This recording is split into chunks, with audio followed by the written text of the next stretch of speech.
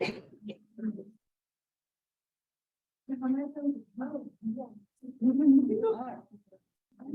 right, well, happy Halloween, best day of the year. And it's all in the money to get football tonight. My kids were like, "We're not gonna watch football tonight, are we?" And she was like, "No, of course not. But when trick or treating is on, right?" They gave me these slippers. These are epic slippers. I mean, they look hard. So I've got my half Patriots, half Bucks. One chance to wear my Brady stuff. Though I saw a funny meme of him yesterday, and it was like a spirit store costume. 40-year-old divorced male with 7 rings, and it was Brady. I was like, oh, that's rude, poor guy. But very sad. So, anyone doing anything fun today for Halloween? Yeah. What are you doing? Nice. That's fun. Anyone?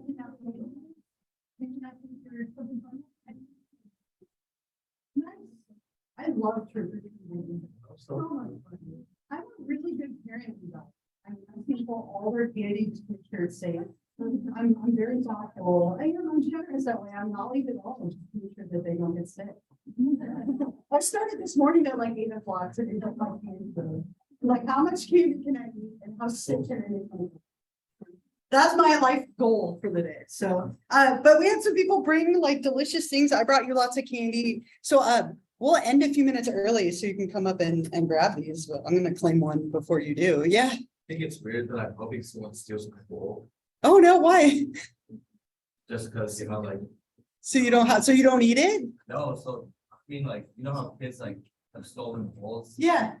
I just hope someone does that. Oh no. Okay, well, yeah, I was waiting for the explanation. Yeah, we always put on a bowl when we go out trick or treating, saying like, take one, and then we'll sit there. There's some trolls that just take. Always, they take the whole thing, right? I was that kid, so I'm just kind of hoping someone carries on that tradition. Nice, all right. That's when you're like, I deserve it. You should take mine because I took yours, right? Oh, I have a picture here. I'll share it with you. My kids dressed up for Halloween, so I'll share just because I can, right? So Emma right here is a cat witch. She has a tail and everything on the back, which you can't see. Kaya, my oldest, is a killer clown. She wasn't allowed to wear her blood stockings to school today because apparently that's too far. But a clown, and then Paisley is a sparkly, like shiny dragon, right? And she has wings and everything, which is super cute. And I was gonna wear my dinosaur inflatable costume, but I tried it on yesterday and like I couldn't see, and there's no way you would be able to hear anything I said, which would be wildly entertaining, but also really disruptive. So I went with the safer option, and I will be a dinosaur tonight when it doesn't matter if anyone can hear anything that I say. So anyway, what we'll do today, and I know I don't know, maybe it's pretty weird as far as Halloween topics go, but we'll talk a little bit about schizophrenia as our topic for today. I also put this up here. So the second exam, they're obviously all graded at this point. And then I graded all of the homework assignment stuff, the case study, but I'm still about halfway through your papers. So I'm working on that. I'll have those up for you soon. But the second exam, I mean, most of you did fantastic. The high score was a 98%. The low was a 70. The average was just shy of an A. And about 61 minutes was the amount of time most people took. So really nicely done. Most of you are in a beautiful spot as far as your grade goes because these exams have been open note and open book. So we are in the last third of our semester, which is just weird to say. I feel like it's gone really quickly, but we start the last unit. This unit will look at schizophrenia, which will start today, personality disorders, childhood disorders, aging disorders, and then forensic psychology. So those are our topics for the next few weeks as we head toward Thanksgiving and then December and the end of our class. Tomorrow, I'm listening to Christmas music tomorrow. I'm ready. I'm decorating for Halloween for like 3.5 months. I'm kind of over it. Almost over it. Like, not quite. Tomorrow, peppermint mocha everything starting tomorrow. All right. Questions, thoughts, anything about the exam, the homework I gave you? Anything else about today before we jump into schizophrenia a little bit? And again, I'll stop a little early. I'm going to pass around the candy now, but I'll stop early so we can perhaps Help yourself. I put lots of candy in there. I've refilled it twice today. Not just for me, but you know, that'd be a lot of candy. I'd be like on the floor if I eat that much in one sitting. I can do it in a day, but not in one sitting. Okay. So what we'll look at today, and we won't get all the way through this, but we'll get a little bit into it. So we're going to talk about schizophrenia, which is by far the most severe disorder that we've covered so far. So schizophrenia is actually something that we would call a psychosis. It's a psychotic disorder. And if somebody is psychotic, they have lost contact with reality. And so of all of the disorders that we talked about to date, this one is by far the most severe. So people who have schizophrenia are oftentimes out of touch with the world around them. They're hearing and seeing things that aren't there. They have strange thoughts and delusional thinking. There's a lot of like unusual emotions and perceptions, strange movements or lack of movements, motor abnormality. Interesting, I don't know if any of you are like Halloween movie fans at all. I've watched all the like Halloween movies, including the new one with them mixed on. But in some of the movies, it's really interesting. They portray Michael Myers as having like catatonic schizophrenia. I used to show 20 minutes of the Rob Zombie Halloween film, and then we do a case study on him, but it's violently aggressive and like awful language. And I'm always every year like, what if my dean walked in? I wouldn't be able to justify that. So I'm not doing it this year, but it's interesting to think about Michael Myers. They often portray him as somebody having schizophrenia, that he sat out and stared out a window for like 10, 20 years, untalking, unmoving. That's something that you might see in someone with kind of catatonic levels of schizophrenia, just as kind of an interesting side note for the day.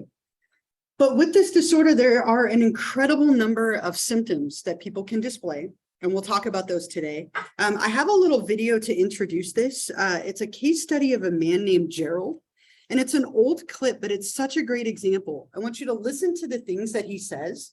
They're very like loosely connected. They're kind of odd. He also has a lot of psychomotor stuff. You'll see him spinning his hair through the whole thing. He's a very like classic portrayal of a relatively severe level of schizophrenia. So let me play that for you as a way to introduce this, right? Stuff that doesn't seem very connected. Like to say the picture has a headache is an odd thing to say, right? Or like, I want to get cleaned up and get a job in a bakery so I can go to medical school, right? Things are so like loosely connected to each other. And that's really, really common with schizophrenia, that people have those loose associations, which we'll talk about. You also see him spinning his hair constantly. That's that psychomotor agitation. That's a catatonic symptom, which we'll talk about as well. But just odd perceiving, odd behavior, and not in contact with reality. And the things that you're saying and doing aren't necessarily grounded in reality. And this can be a very difficult disorder to live with and function with. It affects about 1 out of 100 people, men and women pretty equally. The onset tends to be a little bit different for men versus women. And as I mentioned, there are an incredible number of symptoms. And that's what we'll spend a bunch of time talking about today, all the different symptoms of schizophrenia. Yeah. I know that a lot of times schizophrenia, you think about the voices. Is that something to do with like how about in the brain, like some of the voices? Or? It's thought to be related to too much dopamine. So people having too much dopamine coursing through their system causes you to hear things or see things that aren't there. Similar to what can happen like with certain drugs that you take that might cause you to experience those things as well. So dopamine, thought that is the big culprit, and the medications we prescribe for this reduce the dopamine to try and get rid of those symptoms. Yeah. Is it also related to serotonin? It can be, but dopamine is the biggest culprit, right? But they're all kind of interconnected, right? A lot of them have very similar mechanisms. So dopamine is thought to be the biggest culprit of schizophrenia. Serotonin much more so like depression and anxiety. Okay. Yeah, I was wondering because of the new links that they've found between cannabis use and the onset of schizophrenia, and how the way that marijuana binds to different neuroreceptors, and it can modulate them over time, that might have something to do with it. Yeah, it's interesting, right? And there's a lot of drugs that we talk about drug-induced schizophrenia. Sometimes we'll talk about it a little bit when we get there. But yeah, when you mess with the receptors in your brain through different medications, right, it can cause some very schizophrenia-like symptoms. And sometimes they go away, and sometimes they don't, which is, praying that sometimes they stay after the drug use is stopped. All right, so let's talk about some of the symptoms here, and we're going to start with the positive ones. Now, psychology loves to do this, right? We say positive. Positive doesn't mean good. It means like additions. So these are things that are in excess or addition to normal behavior, not the good symptoms of schizophrenia, if you will. So things that are excesses or bizarre additions to normal thoughts, emotions, or behaviors. And these are by far the most common symptoms of schizophrenia, right? People having delusions, loose associations, hallucinations, and inappropriate affect. These are very, very common. So starting with delusions, delusions are false beliefs about reality that have no basis in facts. So this is a false belief or a false thought. These are very, very common in people who struggle with schizophrenia. And there's a few different types of delusions that people can have. People can have delusions of paranoia. So paranoid delusions, which is the most common, feeling like people are out to get you. So this would be like conspiracy kind of theories and beliefs. Thinking right now as we're sitting here that there's a camera up there that's recording you and watching you. To my knowledge, that's not true. But that's that kind of stuff. It's like constantly thinking that people are out to get you. The government is watching you. People have information. They're listening. Everyone's listening. Right? It's like that kind of stuff. Very paranoid in nature. Having those kind of false beliefs in a very paranoid sort of way. Very, very, very common with this disorder. Yeah. So with those types of people, then you will not leave the house. You might not, right? Yeah, or you might put tinfoil on your head so people can't read your thoughts, right? It leads to all kinds of strange and paranoid-like behaviors because people believe that others are out to get them. Yeah. Would the knowledge of this condition extend to why it seems as though there would be a fact, there's a commonality about paranoid delusions. Would you agree with that statement? It's not like you say a common trait of schizophrenia is boundless optimism. In other words, what I'm saying is, why is this specific? Why is there sort of a commonality to paranoia and delusion? Is that known at this time? I'm not sure that we would, it's hard to say, did we notice that people who have schizophrenia tend to have paranoia, so we made it a symptom? Or is it that it is common among people that have schizophrenia? I don't know if that makes sense. Like, so it's a common thread, so we made it a symptom of the disorder. And you can have disorders related to paranoia that aren't schizophrenia. We're going to talk about paranoid personality disorder in chapter 13. Where people have this, but on a much lesser level, they can still function. This is usually so intense that people, they might not leave the house. They might go to great lengths to make sure other people can't see them or aren't listening to them. So it is a very common thread that we see, but it's one of the diagnostic criteria. So it's hard to know which one came first. If that makes sense. Yeah. There are other types of delusions. So paranoid are the most common. Delusions of reference are also somewhat common. With these, you read into meaningless stuff. So you take things that are probably largely meaningless and you make them meaningful, right? Like, how come nobody sat in this row, right? Something, you all knew something that I didn't know, right? This row, it's empty and we have 1, 2, 1, 2, 3. There's got to be a pattern here. If I could just figure it out, it would mean something. Why is that thing on the wall back there? Like, why is it right there? What's behind it? What's it covering up? There's a little dot on the wall. Is that a code? Does it mean something? How come that has, it's just like everything, right? Trying to stop myself now. Now I'm looking for like random things everywhere. But it's that kind of stuff. It's almost like in my mind when I'm in an escape room, right? The scratches on the wall, is that a code? Is that like the number of scratches equals the code on the block? It's that like you're reading into everything. Everything is meaningful in some way. And you're looking at these hidden messages. People go nuts just trying to find them. Like, I can't stop them. Like, why is there a hole in the carpet right here? Like, what did somebody think was under there that they were going for? Covering up, right? It's like that paranoid looking at everything and finding random stuff and finding meaning in it. Very common as well. There's another one called delusions of grandeur, where people think that they are someone very prominent and important. right? Maybe a religious figure or like the president or something. And that oftentimes people with schizophrenia will stand on the corner of the street, like, spouting the word of God, if you will, with the Bible, saying we're all going to hell. There's a lot of like that kind of stuff. I'm thinking you're somebody very like famous or important. Delusions of being grand or important are very, very common. These are, again, all beliefs that aren't rooted in reality. So somebody has these beliefs and these thoughts that just kind of take over their functioning, and they have a hard time hanging in there and like just kind of acting normally because they're so wrapped up in these thoughts. And there's a great, I have a great example of this. There's a little bit of like side plot. So sorry for that, but I edited out along the lines of like a delusion of reference. And it's kind of interesting. At one point, he pulls his son into it a little bit, right? His son in the background is like 23, right? Sometimes people can end up with what's called a shared delusional disorder, where people get wrapped up in somebody else's delusion and it can pull them in. It's very common in people who are kind of a little more susceptible or dependable, like codependent in a way. But there was a movie made, gosh, it's maybe like 15 years ago at this point. And the name of the movie is called Bug. And I was like, ooh, a creature film. Like, I love like anything scary. I would like, ooh, bugs. Hopefully there's not too many spiders. I don't like spiders.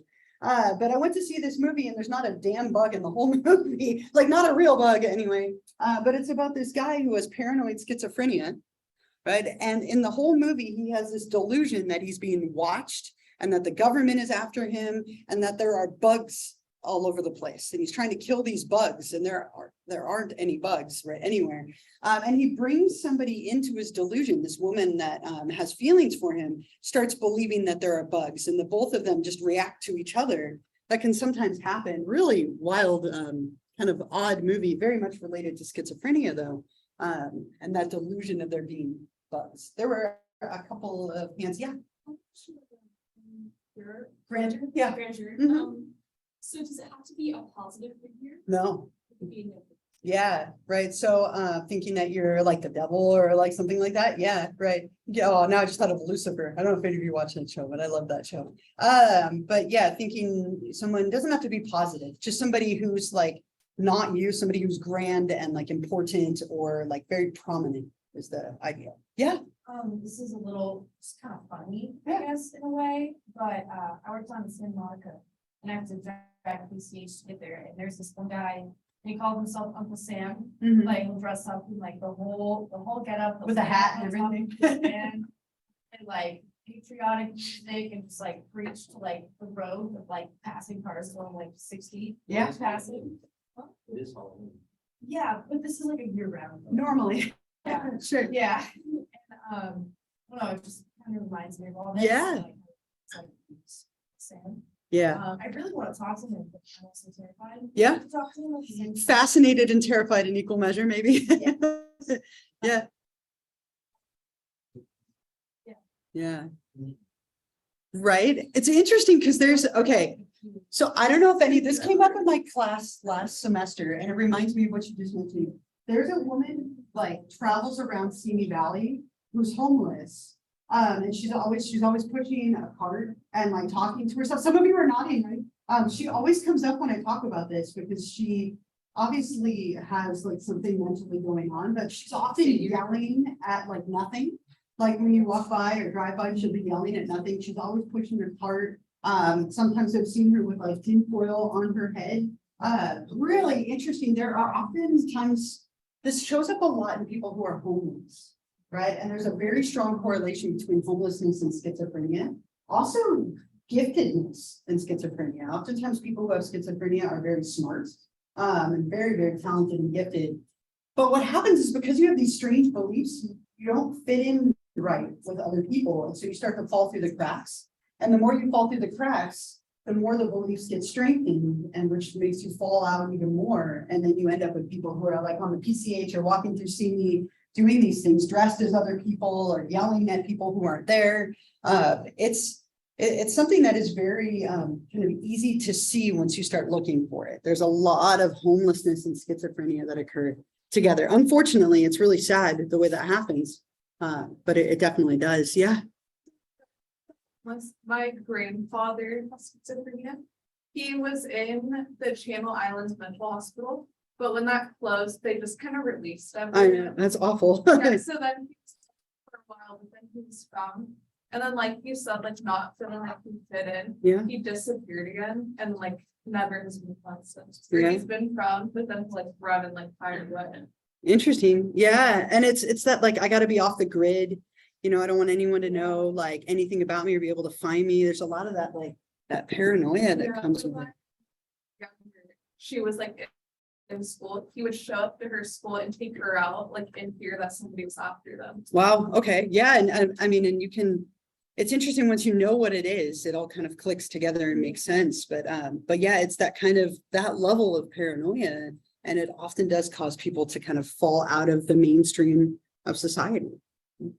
So delusions are the thoughts, right? False beliefs about reality, paranoid, reference, grandeur. You can have all three, right? But false beliefs, loose associations, kind of what you saw in Gerald, but I have another clip of this. Very common with schizophrenia that people do something that we call derailment or loose associations. It's like the train has jumped the track, right? Usually with a conversation, people kind of follow like a thread or follow the train tracks, right? With schizophrenia, they're all over the place. The train jumps the track. They go from thing to thing to thing. You saw this in Gerald for sure. There's very loose associations between the things that they're saying. Sometimes people will rhyme or do what's called clanging in their words. They might spell things out in kind of an odd or unusual way. There's a strange speech and strange like connections among thoughts in an individual's head, someone who's struggling with schizophrenia. A couple of great movies related to this. One of them is The Soloist, which is probably one of the newer ones. And I have a clip from that that highlights this idea of loose associations. You just see and I put the subtitles on because he mumbles, but you can see how it's just so loosely connected. But there's a lot of very disorganized thinking that comes with this disorder, right? So very loose associations come out of that. The other one that's really common that's up here is hallucinations. Hallucinations are the most common symptom of schizophrenia by far. And the most common type of hallucination is an auditory hallucination, people hearing voices, which again is thought to be related to too much dopamine. But I don't know about you, but like even if I'm trying to focus and somebody just even is like talking around me, I oftentimes find it like incredibly like distracting and I have a hard time focusing and like zeroing in on what I'm doing. Imagine that to like, you know, the 20th degree where people are like screaming in your head, right? It makes it where you're unable to like pay attention, you're unable to interact in a normal kind of regular way. Very common for people to hear things that aren't there, hear voices, and they're often very negative or pessimistic or kind of menacing in nature. You might see things that aren't there or feel things that aren't there. My very first psychology job, I didn't get paid for it, but I was volunteering at a psychiatric hospital, which is now a YMCA down in San Diego. So strange. But I got to sit in on group therapy for teenagers. And it was like the most interesting thing. And I was basically a runner. Like if they needed something, I'd go get it or go get that person. And that was all. But there was a young girl in the group in her like early 20s maybe. And in the middle of the group, she started screaming like out of nowhere. She like pointed at the corner and started screaming hysterically like, no, I won't do it. I can't do it. I won't do it. Like just like crying and screaming. And I was so intrigued. I'm like, what's happening right now? This is why I love psychology. What's happening?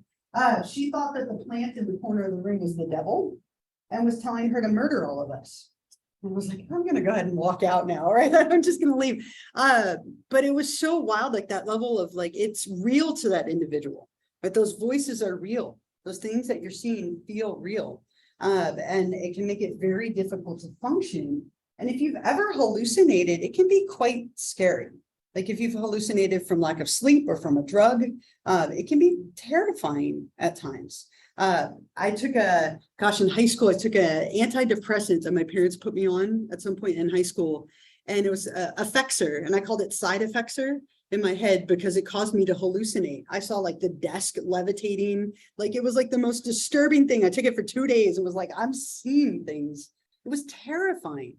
People living like that, it's terrifying, right? And it can be very, very difficult to maintain any kind of normalcy when there are things moving around up here near me, or you're hearing other voices as you're trying to function. It makes it very, very different. Yeah, You don't mind when this occurred to me personally, if you were there and this occurred, which I'm, on some level, were you aware, even though you said, well, I don't know, I'm living in a normal world, but I'm sitting in this death rising 7 feet in the air. yeah. Were you aware that this cannot, I'm seeing it, but this cannot be so? You Yeah. know what desks do, they're on the ground, or were you just, was it so powerful that you just said, this is the new reality? No, I was definitely, I closed my eyes and cried. It was terrifying. I see. I don't know. Because all we have to perceive is what we hear, smell, and see. So if you were to see something where you would say, there's no way in the world a pink elephant can walk in the store. I've lived my whole life and that pink elephant's going to exist, but I see a pink elephant. Sure. So then. It is Halloween after all. It could happen Okay, today. but your thought would be, well, and obviously there isn't a pink. So Mhm. did you have that flickering in your background faintly, that obviously the desk must not be level? Oh, I mean, I flat out knew that it shouldn't be doing Oh, that. yeah. Was very aware, and oftentimes people who have schizophrenia are very aware as well.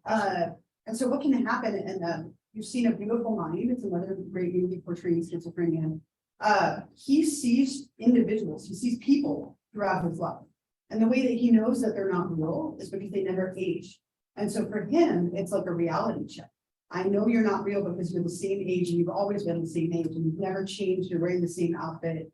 And so sometimes, even though people know it's not real, it's still frightening and difficult to deal with. But there's often that lucidity of, I know this isn't actually happening, or I know this isn't actually real, but it still has that level of fear that comes with it.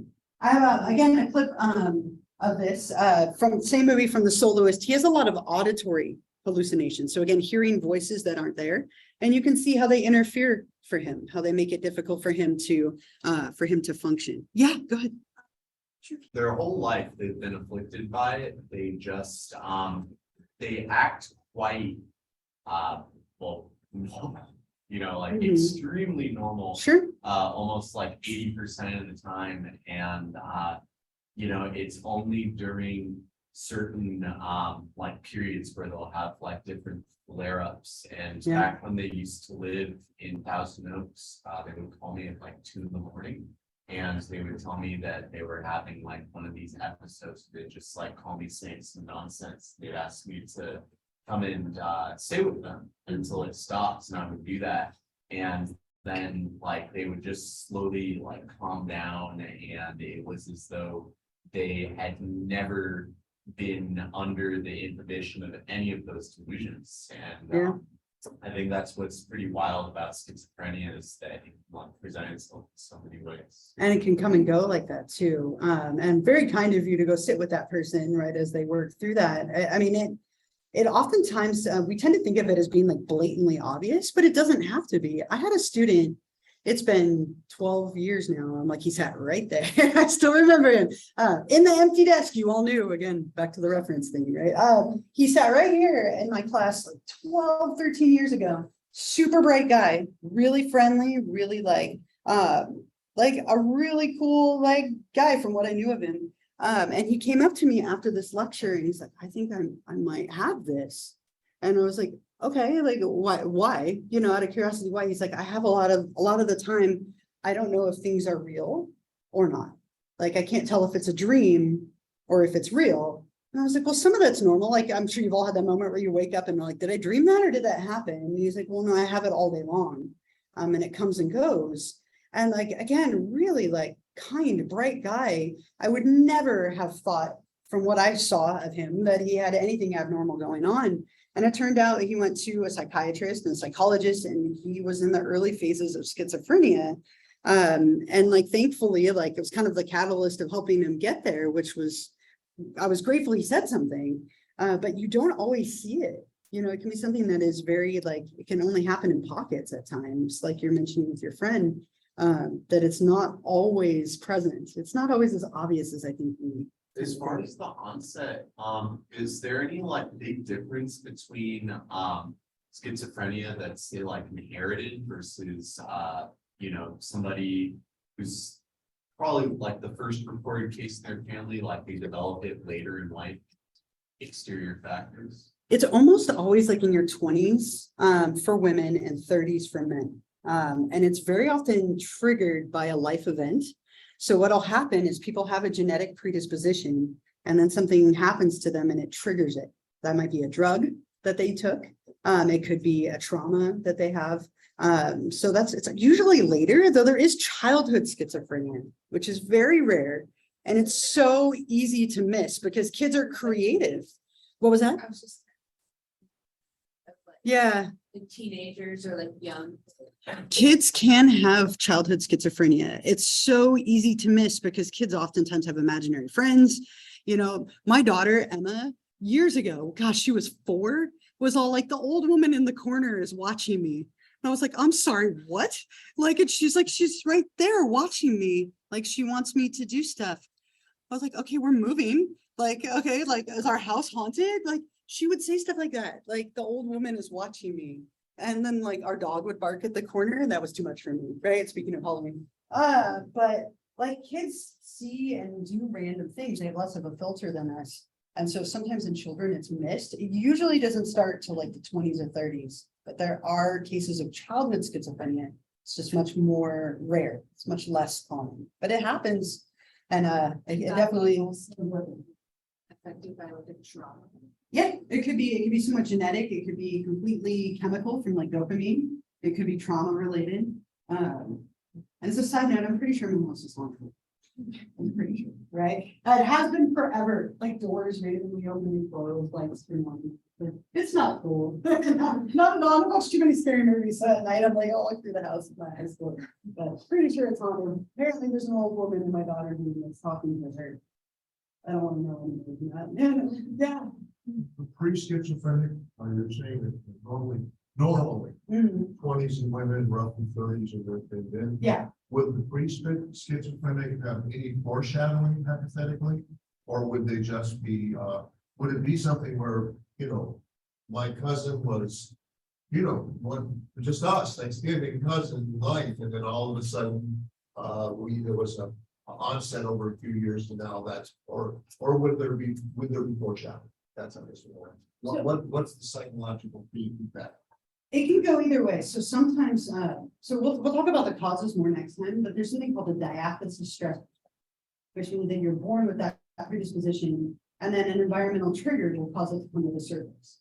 So if someone has like I had a colleague whose partner went off to war and the trauma of combat triggered the predisposition to schizophrenia that he had and came home with schizophrenia.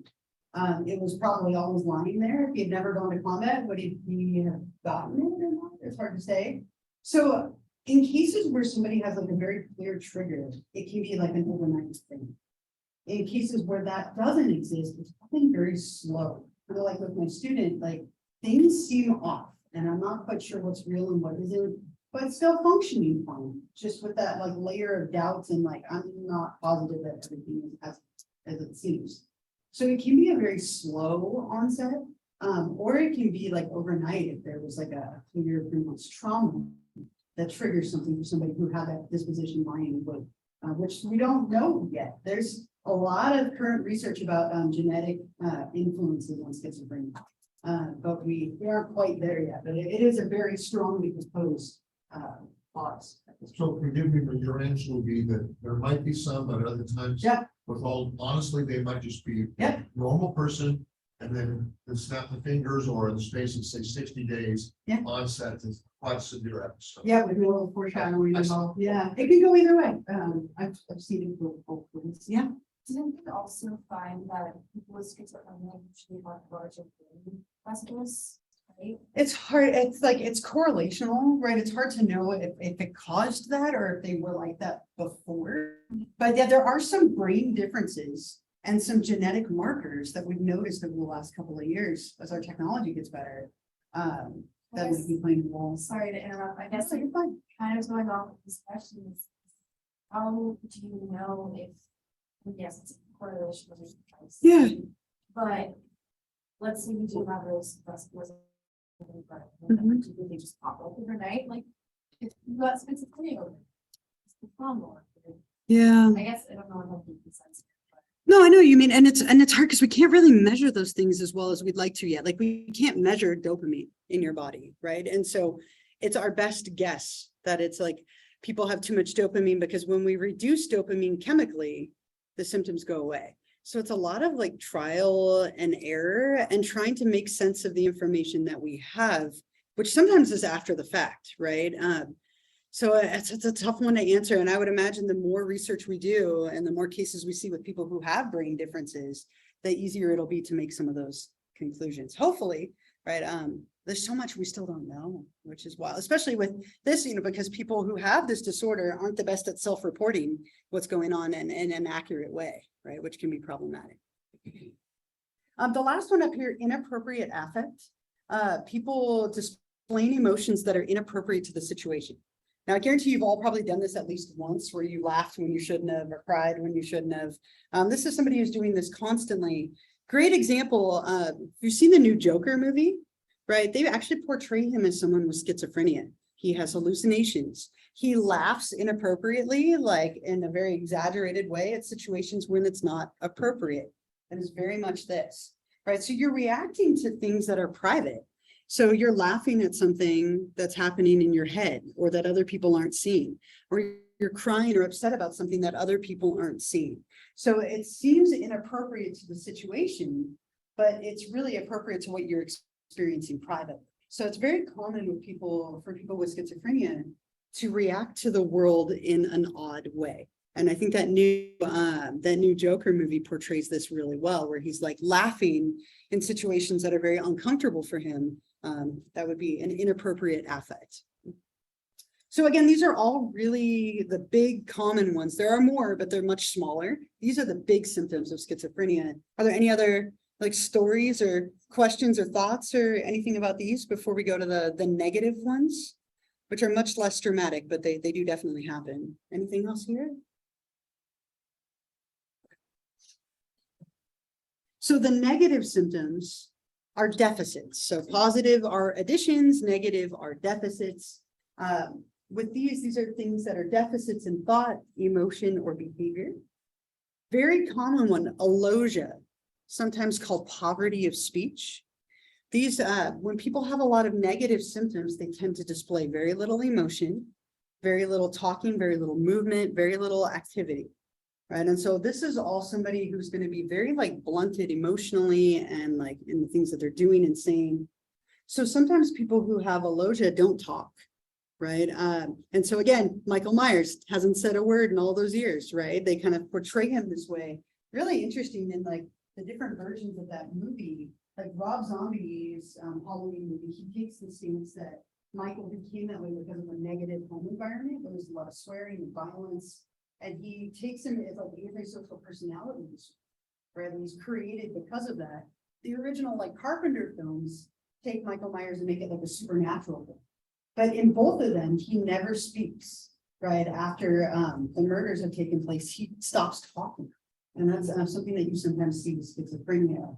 An extreme version would be someone not speaking at all. Very flat affect, not a lot of emotion, right? Rather than having ups and downs, this person is very, very flat. Loss of volition, you don't do much. You might just sit there and have very little motivation and energy and drive to do anything. And because people have very little speech, very little emotion, and very little like volition, they tend to withdraw, right? It's difficult to be around other people if you're not talking and participating and in touch with reality. So people isolate themselves out and withdraw. And then that just tends to make everything worse. It's very circular. Like when they withdraw, these things get worse because they don't have to worry about, interacting with other people. And it becomes this kind of cycle that people get themselves into where they lose contact with reality more and more because of what's going on. Was that a hand back there? Did you? I don't know what volition means. I apologize. Yeah, so volition would be like a drive to do something. So loss of volition would mean that like no motivation to do it. So you're just kind of apathetic. I don't know what I know. Yeah. No motivation. No motivation, apathetic, right? No desire to do it. Sure.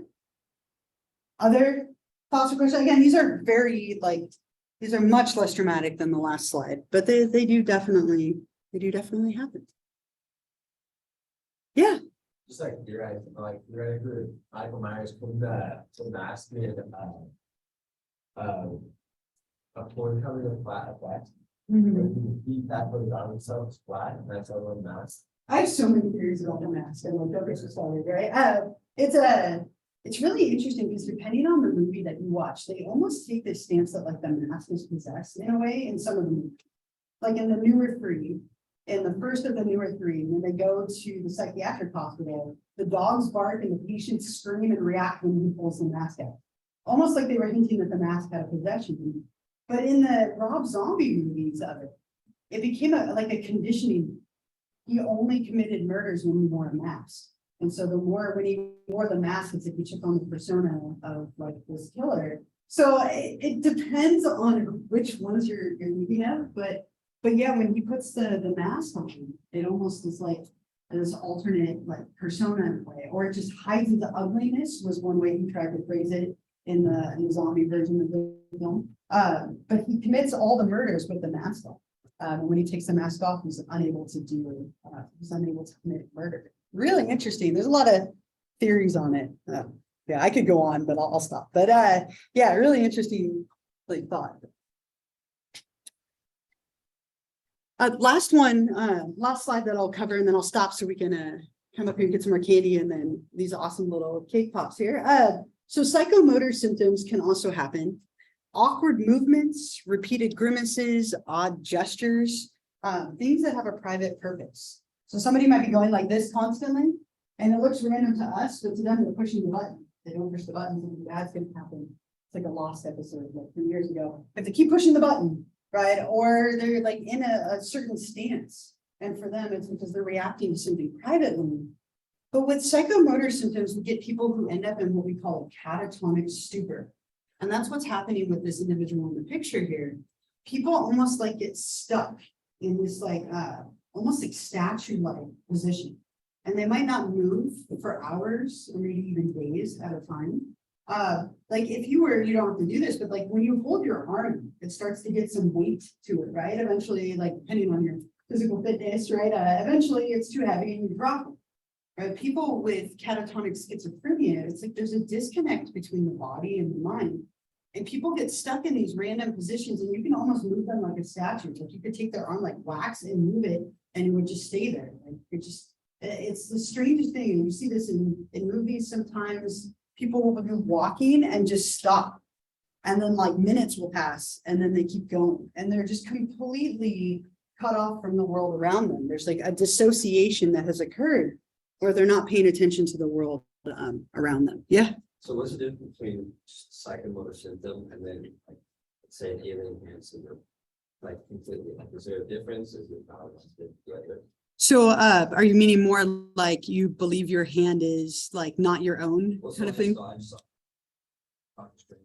He's like clearly schizophrenic, but he has, the hand, it'll just like reach up, start choking him. Sure. And then he's got to smack it and get it off. So is that just a psychomotor symptom of schizophrenia? Or is that Yeah, I mean, it could be, right? And you could be under the like delusion that your hand is possessed. It could be, a catatonic thing. Like you could take it from a bunch of different perspectives, which is kind of fun to think about. But yeah, that would probably be more like a delusional thought that he might like be feeding into unconsciously, right? I haven't seen it, but Forgive me, but she is old school. yeah. No, I'm familiar with it. I just haven't watched it. No, for sure. Didn't make it great. Okay. I'll look it up. I'll watch it. Right. I'll put it on my list. I mean, the name. Mhm. Yeah, the name. Yeah, Take it from there. love it, right? I love it. Right. And it's strange with this disorder. When you get stuff like this, again, it's like people are just shut off to the outside world. Like the world doesn't exist around them. I found a clip of this in a movie. It's like a sad movie. It has Robin Williams in it, and it's older. It's called Patch Adams. And there's a group therapy scene where they're all in therapy together. And you'll notice there's a guy, his arm is just stuck up like this, right? Like the whole time. And he has catatonic schizophrenia. And the therapist actually says that at one point. But you'll notice there's a point where he goes to check his wristband and he moves his arm and it just kind of stays there and then he pushes it back. Like in that waxy kind of flexibility sort of way. that you sometimes see with this. So let me play that for you. They're kind of insensitive. They're in a group therapy session. They get a little insensitive. But I think it's a